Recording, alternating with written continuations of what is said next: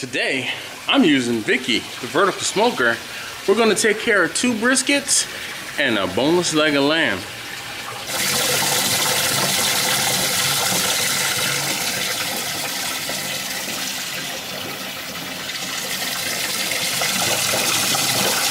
Hey yo, this is Dash.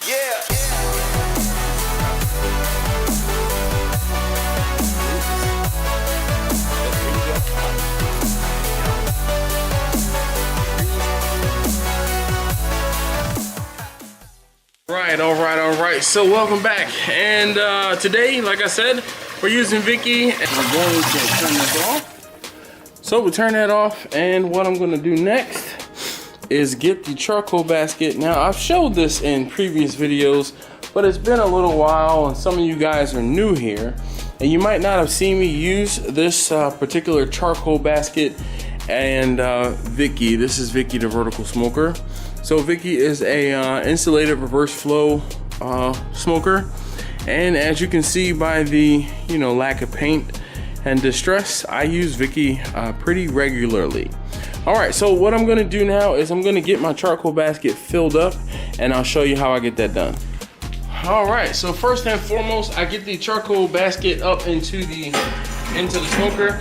Now there, you probably couldn't see this. This is just a piece of expanded, and let me see if I can get it on a good angle. So what happens is, I don't actually fill up, I usually don't fill up this charcoal basket all the way with charcoal. What I do is I put this piece of expanded in there, and then I'm going to put a split. I want a nice good split. We're gonna put this split down in the bottom, and I'm gonna get my piece of expanded angled in, and then I'm gonna get some charcoal.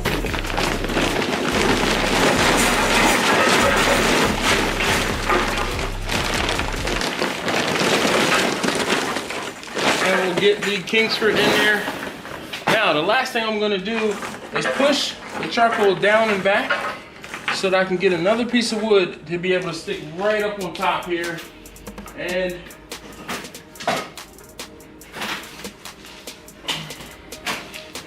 here's a nice split. Now this one does not have any bark on it.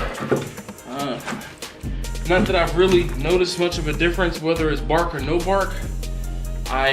When I use this smoker, I like to put pieces in here that don't have bark, just in case. I've heard some people say it makes a difference. I haven't been able to find a discernible difference. Oh.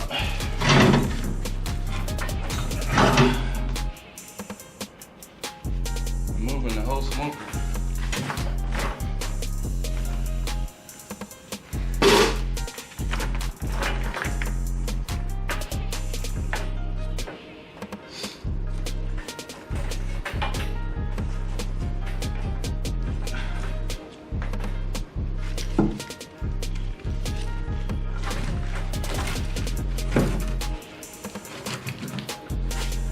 So there's an edge, there's a lip in here that I'm trying to get this piece of wood to get under, and there we have it. So I'll get this in. Now that that's in there, I'll get the torch.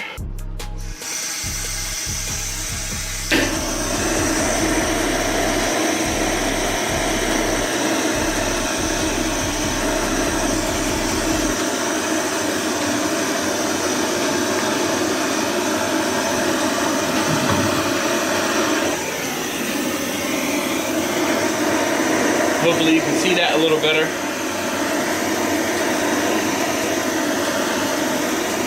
So now that I have Vicky going, I'm gonna leave the door open for another 30 seconds to a minute while I finish up doing anything else I have to take care of out here in the garage before I head into the house and actually get my briskets seasoned. Again, you guys have seen me trim briskets and do other things like that. If you haven't already, I'll put some cards up in the top for like trimming brisket and things like that. So go ahead and check out those videos. I'm not going to bore you with that. So I'll see you guys when I get back out into the garage and I'm getting ready to load up the smoker. Okay, so this is one of those instances where I kind of have to do what I have to do. Today's Friday. My wife is out of town. I have to go pick up my kids from well, my daughter and my younger son from camp, and then I have to take my younger son to a birthday party. So I have to put this brisket into the smoker because I have to get it done before the morning. So I'm putting it in the smoker slightly before I would actually like to. There is still just a slight bit of smoke coming out of there, but I know that this will clear up within the next 15 minutes. So I'm not really worried about it. Also, it hasn't hit the temp that I want, but because I know how this smoker works, I'm gonna go ahead and get my brisket into the smoker right now, slightly ahead of schedule, because I have a lot of other things I have to do. This is one of the beautiful things about using charcoal in an insulated vertical smoker. I can kind of set it, and I won't forget about it, but I don't have to worry near as much about having to feed it like I would with a wood burning smoker.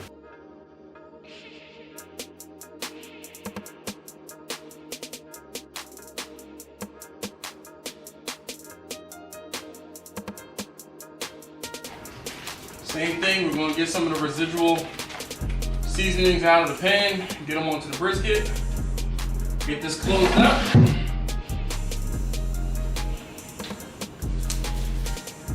This is where you need to trust the process. Once you learn your smoker, once you know how it works, how it performs, I won't say unattended, but I have other things I have to do.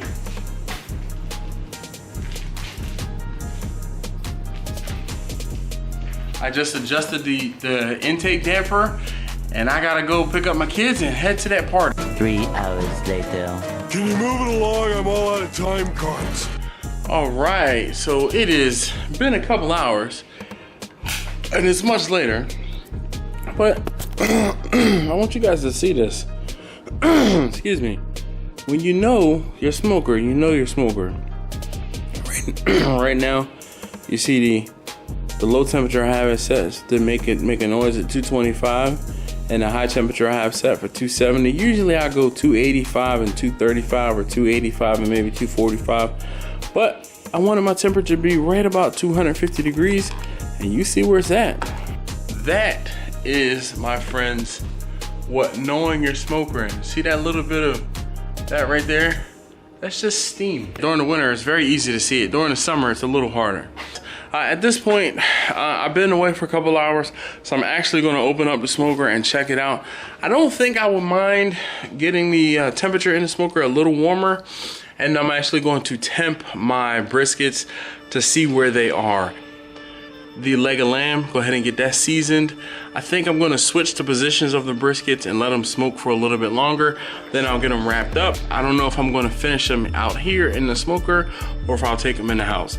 Depends on if the leg of lamb gets done or how fast the leg of lamb gets done. And I know I would be remiss if I didn't show you what these briskets look like in the smoker. And what I did was I just switched them. You see this one has a little bit more of a bark and mahogany color on it than the one that's up top does. That's because this one was up top. Like I said, I was gonna switch them, so I went ahead and switched them. And you see the water is boiling down in there, but it's not like it's going full bore. That lets me know that we have a nice, even, clean burning fire. And I'm gonna go ahead and get the leg of lamb seasoned, and I'll bring it out here to cook. Okay, just as I promised, I'm back out here. You can see my leg of lamb there. It is a boneless leg of lamb. I have it up on the top shelf. And then what I'm going to do, once I get this in here, move it in a little bit, I'm gonna get a probe. We're gonna get this probe down in here directly in the middle. And I'm going to temp, I'm going to temp my lamb, and that's how we're going to know when it's done. And as soon as the lamb is done, I'm going to get the briskets out of the smoker, and we'll get the lamb will be finished. We'll get the briskets out of the smoker, and we'll get the briskets in the house so they can finish. So I'm not running back and forth out to the garage. It's getting rather late, and I would rather not have to worry about coming all the way down to the garage and want to finish this in the house because I got a long day ahead of me again tomorrow. Day 2. All right, so pardon me for dragging, but it is 11 a.m. and I kind of have to get the rest of this process going. So you guys saw me get the briskets into the smoker last night, into Vicky the vertical smoker. Then you guys saw me get out of the garage because I had a birthday to take my younger son, my middle child, to. Then once I got back from the birthday party, I went ahead and put the leg of lamb into the smoker, got that smoked and done. Once the leg of lamb was finished, I pulled the briskets out of the smoker, brought them inside the house, pardon me, brought them inside the house and got them finished. Finished the briskets in the middle of the night, and then this morning so far, I've been from Baltimore to Dulles to pick up my wife. My wife was out of town. I think I made mention of that earlier in this video. So she was out of town. I had to pick her up. She was actually out of the country. I had to pick her up, brought her back home. Also took my daughter and my youngest son with me because my daughter has swim lessons, so we went and did swim lessons and all of that stuff. I tried to take a little bit of a nap. You see this? It didn't work. I'm tired. I'm going to, because I know some of you guys have questions about cutting up lamb or smoking lamb, period. So I'm gonna show you how I smoke the lamb. Well, not show you how I smoke the lamb, but I'll show you how I slice it up. So what I did was I have the Cambro here. This is the smaller of the three Cambros I own. Because of the fact that I had to head out, I let everything cool for a little while. Then I put it in the Cambro so it's still warm. And then I'm going to slice it up and then get it into the oven, get it reheated, and take it to my event. So I wanted to show you guys slicing of the lamb.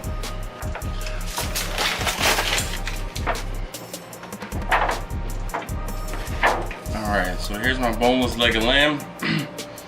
You can see there's some juices down in there, the au jus. I'm gonna let that drip off for one moment. Get that pan out of the way, and I'm gonna get it sliced up. I'm gonna go ahead and slice it, boom, straight across this way. I don't know exactly which way the grain is going. And I can't see because there's just a bunch of different muscles down in here.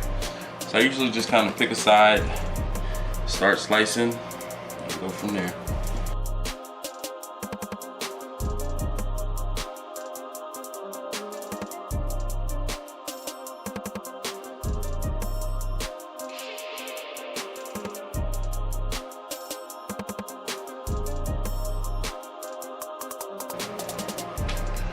Alright, so here you have it. It's not the prettiest thing in the world, but let me get you guys.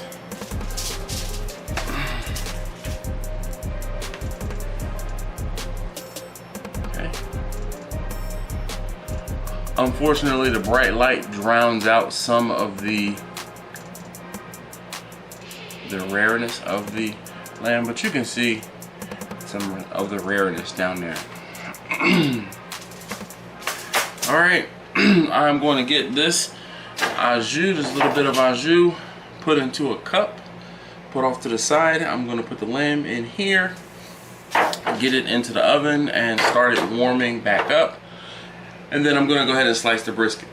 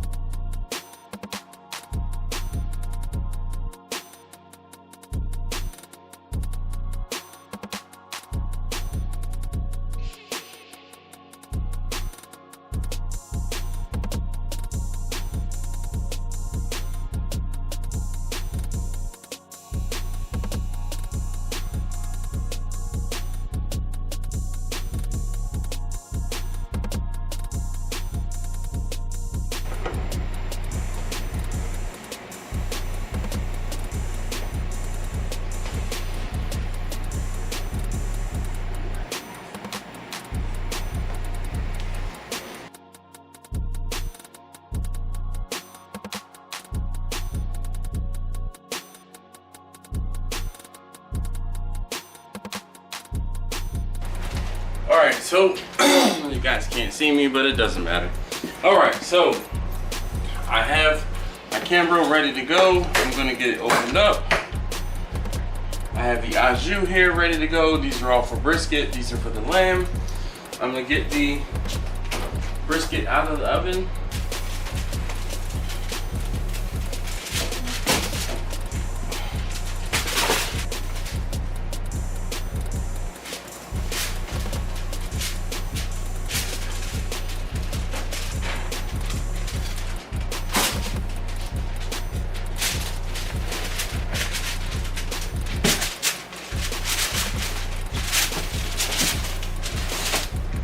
The other brisket.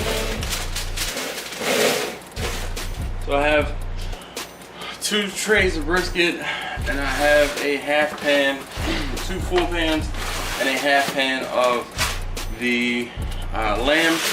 Now what I'm gonna do is just go ahead and get the au jus. I'm just gonna put them in here on top of the brisket, and the lamb au jus right here as well.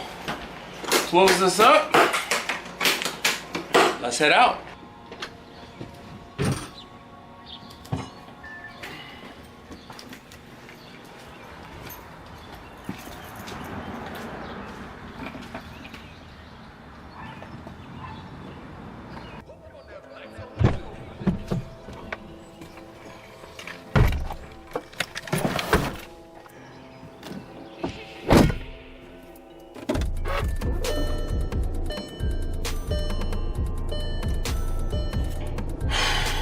All right, so we are out of here. Oh yeah, the air. Let's get it in the reverse. Take the parking brake off, and we are off. So this delivery here is a woman who, I don't even know how she found me. Like, I tried to think about it and figure out how she found me, but so she worked somewhere where they ordered food a while ago. This is probably 2 or 3 years ago. And then she had me deliver food to her house. And it's funny because I was talking to her because she has an A7. And when she texted me to ask me for this food, she says, hey, I don't know if you remember me. My name is Jess, and I had an A7. And I said, A7, Jess? I'm like, you live down in PG County? She's like, yes. Bam. Always remember who you dealt with, but there's always got to be something to trigger you to remember who they are. Some people are more memorable than others, of course, but I'm gonna get out of here. I have to get this food down there by 2. That gives me an hour and some change. I still need to get I still need to get fuel, and well, I need to get fuel, and we'll go from there. All right, so I have finished, made the drop. Gosh, I'm a little out of breath carrying the food in, doing all the things, getting in and out of there within 10 minutes, and I am ahead of schedule. So my clock is 5 minutes fast. So yep. All right, so quick story time. I take the food inside, and I'm talking to the lady who the food is going to, and I'm telling her, I was like, you know, I was trying to figure out how exactly you heard about me. I said, I remember, you know, your coworkers or you guys met me in a parking lot. Now it was sketchy. They called me up and they asked for it, and they had a pretty decent order. And what they said they were doing was like a potluck on a Friday, but as opposed to people bringing stuff in, they just paid me. They like took up a collection, paid me to bring them all of their meats, and they did the sides and stuff themselves. But she worked in a secure building in this area for one of the alphabet, you know, CIA, FBI, NSA, one of the alphabet boys. She works in a secure building, and I couldn't get in. They met me in a hotel parking lot. No lie. They're like, they gave me the address to the hotel parking lot. When I got there, I called the guy, the contact person. I said, hey, I'm sitting here, but this is like a Homewood Suites or something like that. He's like, oh yeah, you're in the right place. We'll be right there. What? Yo, they pulled up in a like Tahoe or Suburban. 4 people got out. They were like, all right, well, where's the food? I take the food out of the Cambro, into the truck, got back in the truck, did the handshake with the money in hand, they left out. You can't see my eyes, but it was like, what just happened? A couple weeks later, I get a call from a young lady who I took the food to today. And like I said, this is the second order that she's done. I just took the food in the house, and it was funny because I was telling her how I remembered, like I was trying to figure out how they found me. And she was telling her mother, maybe her aunt, and her mother, when she realized who I was or what I was bringing, she said, "Oh, that's the man with the brisket. He got the lamb. Did you get lamb this time?" I said, man, I wish I would have got that on camera. So unfortunately, sometimes when I leave the camera in the car, I don't get those candid reactions that people get when they have or realize that they're getting my food again. But nonetheless, I want to thank you guys so very much for watching, so very much for joining me on this journey as I take care of doing these things here and there. I really do appreciate your watching. I appreciate your feedback. If you like what you saw today, if you learned something, please leave me a thumbs up down below. Turn the notification bell on if you want to make sure you get notified every time I put up a new video, and I'll see you next time.